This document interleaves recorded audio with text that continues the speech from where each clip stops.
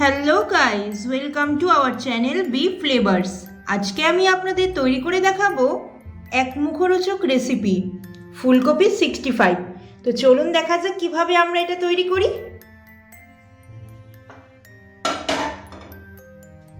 এর মধ্যে দিয়ে দেব জল,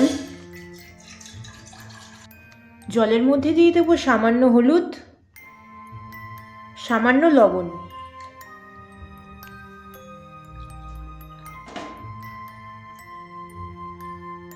এখানে জল ফুটে গেছে, এবার এর মধ্যে দিয়ে দেবো ছোট ছোট করে টুকরো করে রাখা ফুলকপি। ফুলকপিগুলোকে আমরা 5 মিনিট সেদ্ধ হতে দেব। এখানে আমরা ফুলকপি খুব বেশি সেদ্ধ করব না, 50% মতো কুক করে নেব। এখানে আমাদের ফুলকপিগুলো সেদ্ধ হয়ে গেছে, এবার এগুলোকে আমরা তুলে নেব।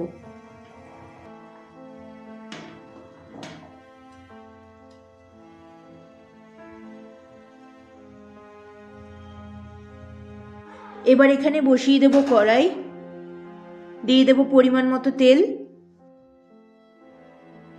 এখানে আমরা তেল গরম হতে বসিয়ে দিয়েছি, এবার ফুলকপিটা ম্যারিনেট করে নেব। এখানে একটা ফাঁকা পাত্র নিয়ে নিয়েছি, এর মধ্যে দিয়ে দেব আদা বাটা, সামান্য রসুন বাটা,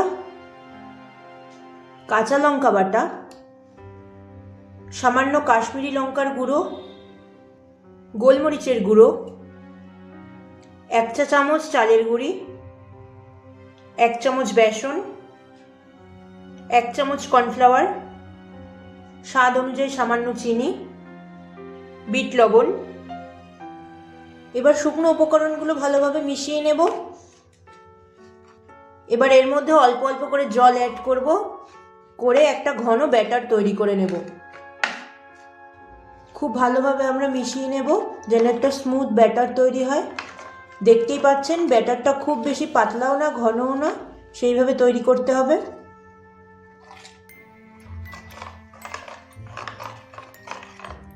এখানে আমাদের ব্যাটার তৈরি হয়ে গেছে, এবার এর মধ্যে দিয়ে দেব ভাপিয়ে রাখা ফুলকপি। ফুলকপির সাথে ব্যাটারটাকে আবারও খুব ভালোভাবে মিশিয়ে নেব।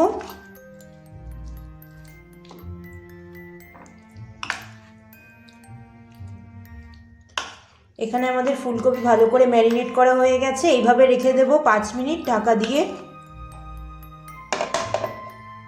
5 মিনিট হয়ে গেছে, এবার আমরা ঢাকনাটা সরিয়ে নেব। আবারও ভালোভাবে মিশিয়ে নিতে হবে। এবার এর মধ্যে দিয়ে দেব সামান্য গরম তেল। এখানে আপনারা গরম তেলই ব্যবহার করবেন, ঠান্ডা তেল দিলে হবে না। গরম তেল দিলে পকোড়াগুলো খুব ক্রিস্পি হবে। আবারও খুব ভালোভাবে মিশিয়ে নেব তেলের সাথে ব্যাটারটা। এবার এর মধ্যে একে একে দিয়ে দেব তৈরি করে রাখা ফুলকপির পকোড়াগুলো।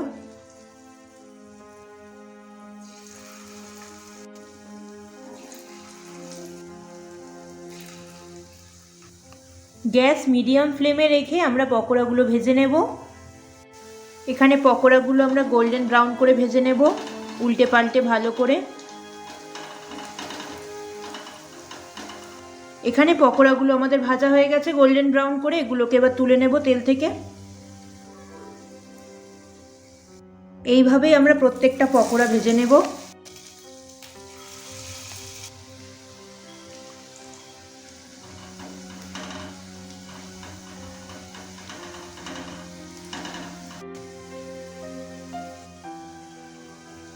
এবার এই পকোড়া ভাজা তেলের মধ্যে দিয়ে দেব কয়েকটা চেরা কাঁচা লঙ্কা,